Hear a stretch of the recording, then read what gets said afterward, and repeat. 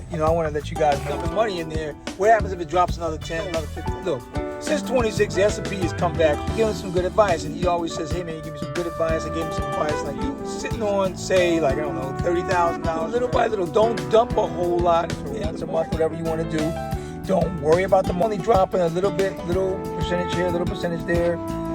Strategies can be altered based on outside. You're not even worried about whether you can afford it or not. You're not even worried about what's going to happen because it's going to be a bumpy ride, and it is going to be a bumpy ride. He is back up on top, and I know that's what his strategy is now. Dump this all in crypto, and what happens if it keeps going down? $10 to put in that thing, at least you still are able to retire. You need to move to Japan now. President of the citizens in that boss, because you don't work for his ass. He is serving, making you stronger. It's not good for me making sure to get my money. That asked me in one of my comments section, the salary, we're raising our salary in Vietnam. Why start a piece over here? That's it. And they just the BOJ is meeting this week. They're meeting tomorrow, they're meeting Wednesday. Why the yen, if you don't know, the reason why the yen and the dollar, since Trump has taken office, the yen has gotten stronger. It's going to start getting more expensive for you, for those of you, for myself. For like 4 years, we don't know what's going to happen with the US now. Get over here now. Otherwise, you see a guy not dressed for the weather. You walking around Tokyo and all these other cities, Kyoto, and go up, bring it on. You want this to happen, bring it on. And another thing that's happening in Japan, guess what else starts going up? People's way looking around and, what's my pay raise? Come back tenfold like it did before. Has a buy on a dip, but don't dump on a dip. Buy with a plan. Don't just dump all this money in there one time because you are going to be. So, what's up, everybody? This is BSP.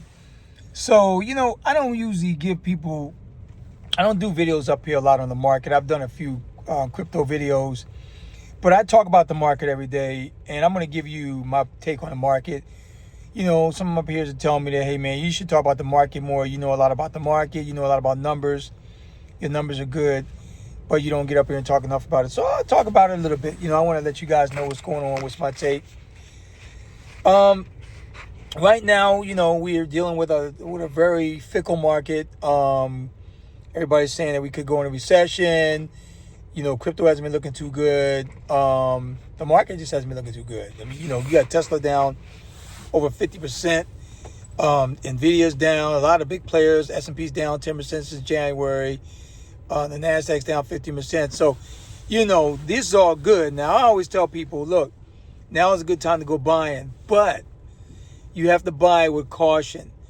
So you have to plan your buy. You don't just say, oh man, it's down, and start dumping money all over the place. Because let's say, for example, the market's like it is down on average, we'd say about 15%, and you start dumping money in there. What happens if it drops another 10, another 50, another 20%? Now you down 10, 20% because you was hoping it's going to go up 10, 15, 20%. See? So, look, since 26, the S&P has come back hard and going even higher to new highs when it comes back. Right now, we don't know what the new high is going to be, but all we know is right now is a good time to buy. Now, here's what I want you to do, though. The best thing, like I always tell people this, I had a meeting with a Japanese gentleman here that speaks very good English prior while we hooked up the other day. I think it was last Friday. And yeah, it was Friday. And he talks to me about all kind of advice. Remember, I was telling you, he's not a friend, we're just associates, but we have a mutual understanding. I need something from him, he needs something from me. I need to learn about my local area here more. He needs to learn about investments. There you go. So, I was giving him some good advice, and he always says, hey man, you give me some good advice. I gave him some advice like 6-8 months ago. He did what I told him to do. He's making money. He's like, wow, man, I didn't know they're going to be that good. Well, here's what I'm going to give you now.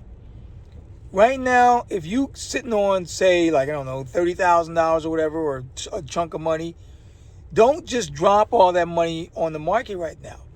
Do it like drop, say, go a little 10% or whatever of what you have, and then watch the market. If it drops again, throw a little 10% in there again.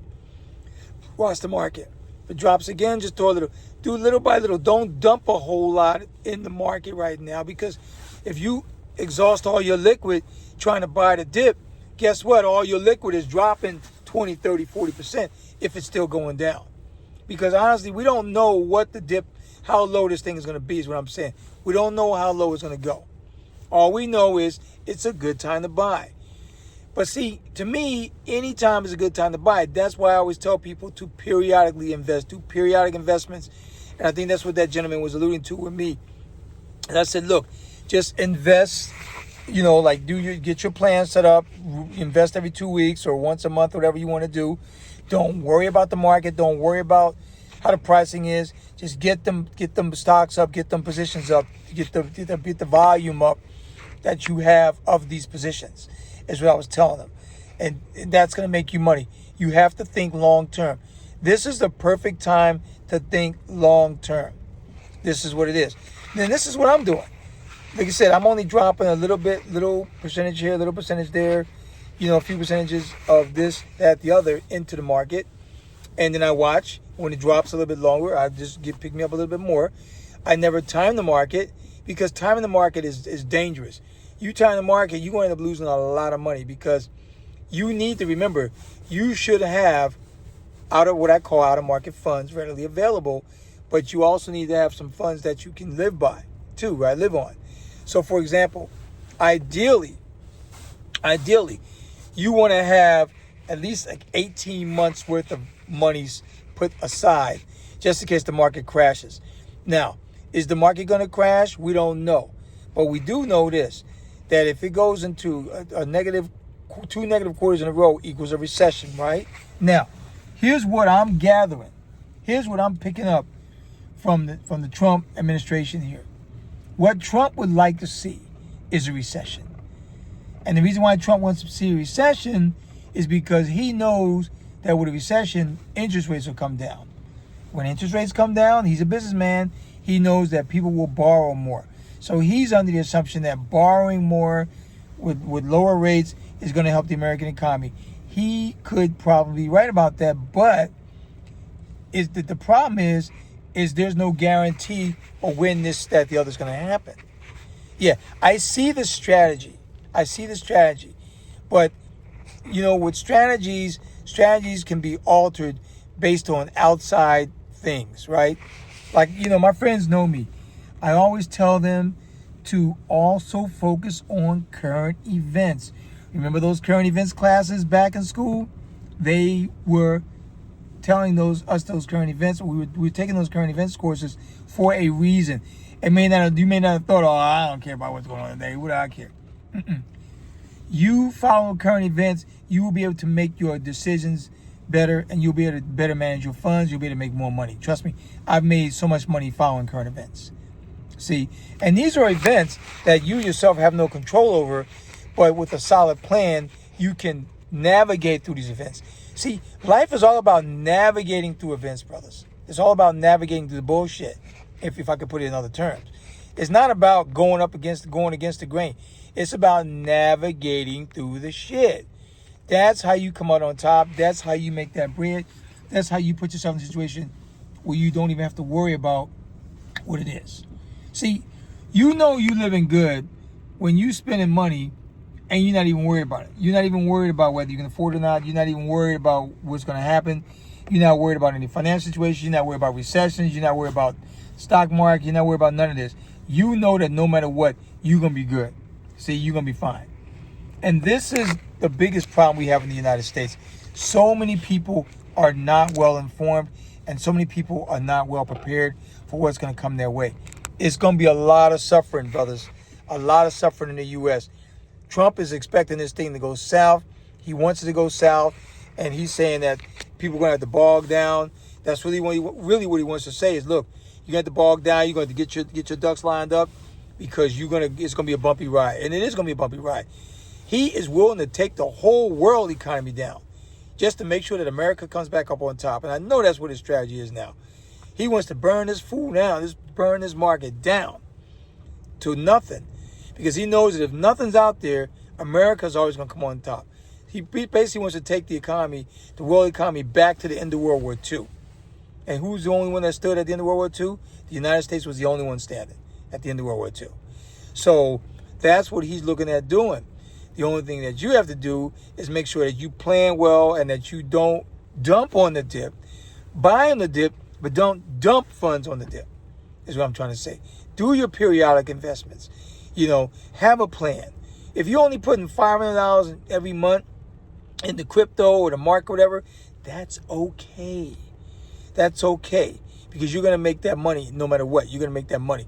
But if you're sitting around dumping, oh man, I got another $4,000. I'm just going to dump this all in the crypto. And what happens if it keeps going down?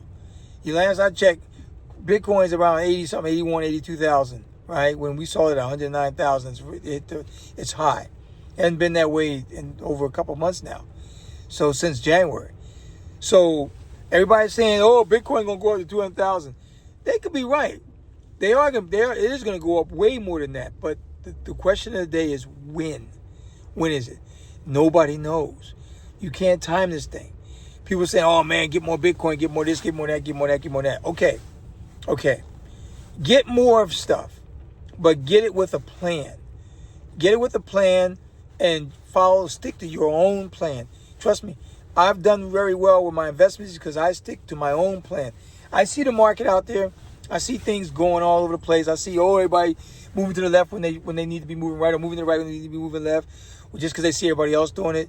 But I don't. I stick to my plan. My plan is periodic investing. I can't stress that enough. Make sure you invest in something every 2 weeks or once a month. Make sure you're consistently feeding your investments. Don't worry about what you put.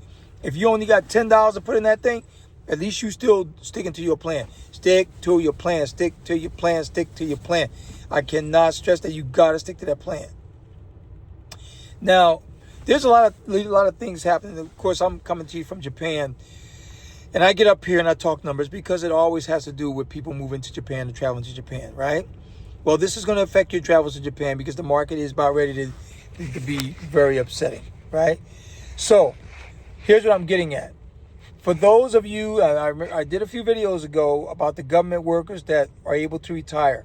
You need to move to Japan now. Because what's happening is this. With Trump in office, Trump wants the Japanese to spend 3%. He wants us to spend 3% of our GDP on military, on defense. Right now, we're almost at 2%. We had a unwritten rule where we would never spend more than 1%. But now he wants us to spend 3%.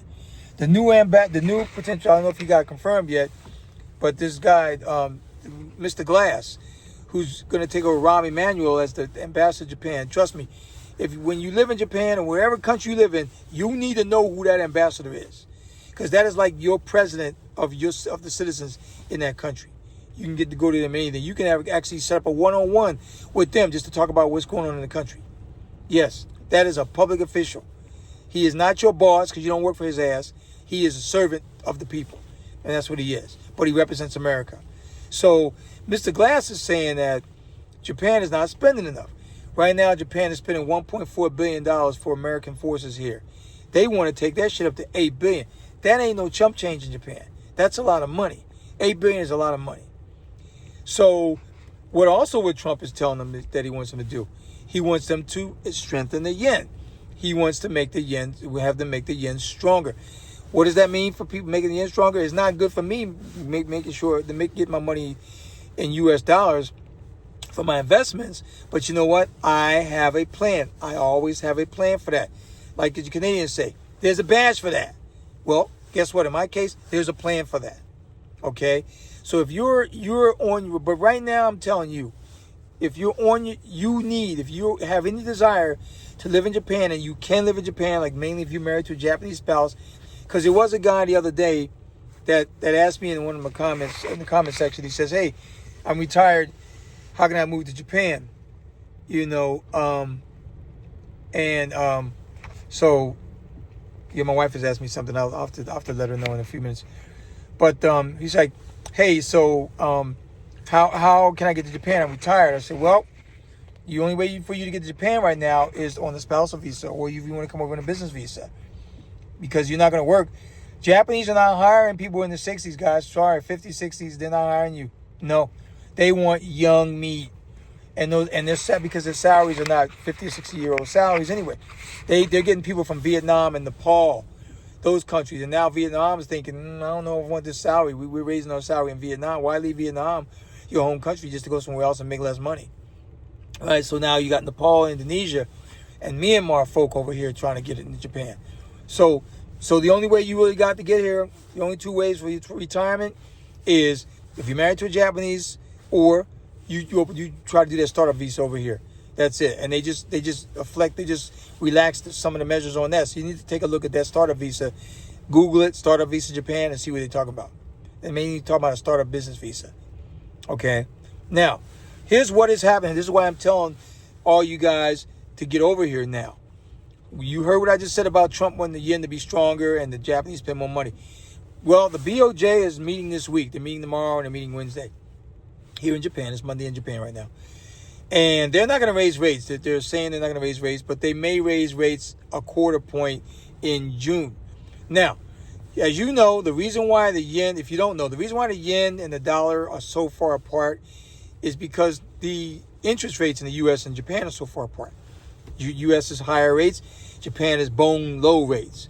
So until those rates get closer together, the yen's going to be weak. But what I've noticed, though, is now the yen is at 148. Since Trump has taken office, the yen has gotten strong. The yen has appreciated quite a bit. So because Trump wants that yen to get up there. What's that going to mean for you? That's going to mean that a lot of things over here are going to start getting more expensive for you, for those of you, even for myself. But like I said, I have a plan for that. So, but for you just getting over here, getting started in Japan, it could be a little bit rougher for you. It's going to be a lot rougher because you're going to see that you won't be able to live here or won't be able to get set up here if the yen rate gets too strong. That's why I'm telling you to get over here now, get yourself set up, get all your initial high cost items out the way, then you'll be set. You ain't going to have to worry about it. And then you'll be able to ride this all out. Now, is it going to go to 79 yen to the dollar? Well, we don't know. We don't know if Trump's only going to be in office less than 4 years. We don't know what's going to happen within that 4 years. We do know what he wants to happen, but we don't know if it's going to happen. But all I can say is this. With the stronger yen, there's going to be less tourism over here, and there's going to be less chances for you to get over here and buy property or whatever you want to do, get a house built, things of that nature. It's going to be more of a challenge for you. It's going to be more of a challenge for you to set up. So you need to get out of the U.S. now, get over here now. Otherwise, you may not have an opportunity to get over here. And the reason why I want to say this is because there's a lot of people from China moving to Japan. Chinese are the number one immigrants in Japan at almost 1 million. They're buying up a lot of property. They're buying, mainly they buy in Tokyo, Sapporo, the bigger cities, Osaka. They get these expensive $300, $400, $500, $600 million condos because they got their kids in school, in Japanese school, or they themselves go to school. They're able to get their student visa, working visa, whatever the case may be. Guess what? Later on, they get their permanent residence. You see them walk around with their dogs. You see them driving these Ferraris, Lotuses all over, whatever they want to drive, Lamborghinis all over the place. When you see guys riding down the street in Roppongi with a Lamborghini, more than likely these are Chinese. More than likely these Chinese. Yeah, Japanese got them too, but there's certain times of day that they're not going to be driving around. You see a guy not dressed for the weather with the top down in a Lamborghini, that's Chinese. All day long is Chinese. So these guys are over here. Now, the immigrant numbers are not looking too good for Americans. Americans are only around 60,000 Americans over here compared to, say, almost 1 million Chinese and almost 700,000 Vietnamese and whatnot. We're way down the list when it comes to number of what percentage of the immigrants we are in Japan. We're very low. See, so it's not as many over here Americans, nowhere near as many Americans over here as you think. When you're walking around Tokyo and all these other cities, Kyoto, Osaka, you may be like, oh, there's a lot of Americans here, man. Wow, look at all these Americans. Well, no. Those Americans are mainly tourists. They're not living here. They're tourists. See, because last year we had 36.8 million tourists. We broke a record in Japan ever. That's the most tourists we had ever. The government wants 60 million over here. So this is all going on in Japan right now. So things are going to start to change. Things are going to get a little bit uncomfortable for people, especially if you're dealing with the market. A lot of people are going to lose their jobs because companies are going to be like, well, you know what, we're going to ride this out. The first thing they think about when they want to ride it out, they start downsizing. That's what they want to do. They want to ride it out. Hey, you know what? We're downsizing now. And downsize don't mean shit for you if you're trying to get up out of here, right? And if you need to keep a job, if you need to make money. Downsizing doesn't do anything for you. That's why I say you got to have a plan. To me, I have a plan. That's why I always ride this stuff out. I have a plan. I've created a solid plan. My investments are doing well. I'm doing well. I ride all this out. That's why I don't worry about it. You want a recession? Bring it on. You want the rent, the yen to go up? Bring it on. You want this to happen? Bring it on. And another thing that's happening in Japan right now, as the Japanese economy starts to tip to the north, is to get a lot better now. See, because the BOJ is watching this. What's happening is in Japan, as you probably knew, the last few months, rice is going up big time. I mean, as much as 70%. Rice is high as shit in Japan right now. And so what that usually means, when rice starts going up, guess what else starts going up? People's wages. People start to base their wages off of how much rice they can buy. It's Asia. That's how things work in Asia. Asia, rice. America, beef. Some other country, potatoes. Asia, rice. So when the price of that staple food starts going through the roof, people start looking around and hey, what's my pay raise at? And then that's going to stem the economy. Right now, inflation is almost at 4% in Japan, which is kind of high because Japan's been on deflation, for over 30 years now. But now we're at 4% inflation. My wife and I even started to see the numbers go up. We're like, oh, these prices are getting a little bit up there. Is it affecting my budget? No. Like I said, I always have a plan. Do I want to see it not go up too much? Of course, I'm a regular human being. Of course, I wouldn't want the price to go higher. But I can handle the higher prices. And so I see the advantages of having the Japanese economy come back tenfold like it did before. I like a strong economy in Japan because I want to see more Japanese out here successful. Japanese got to get paid too. You can't expect a Japanese person to be sitting up here not getting no money. Japanese got to get paid too. See? So that's the way it's got to work. They got to be able to travel around the world just like any damn body else. Right now, a lot of Japanese can't travel around the world because the yen rate is so weak. Only 17% of the people in Japan has a passport. So, yeah, you see what I'm saying? So that is a big problem right now. So this is just my take on the market. Like I said, the main thing I'm up here to tell you is you have to plan. You have to do your periodic investing. You do not want to dump on the dip. Buy on a dip, but don't dump on the dip. Buy with a plan. Like I said, if you want to buy it first, drop 10%. And then when it drops another 10%, put another 10% in investments. It drop again, throw another 10% in. You know what I'm saying? Don't just dump all this money in there one time because you are going to be losing a shitload of money. Trust me if you do it that way. All right? So this is BSP. I probably call this BSP's take on the market. But like I said, another thing, I really think that Trump wants a recession so he can get those rates down, so he can get more borrowing up, so he can start making this America great again like he wants to do. That's how he thinks he's going to approach it. The American people voted for him. They have to deal with it. They have to go for it. All right? This is PSP. I'm out.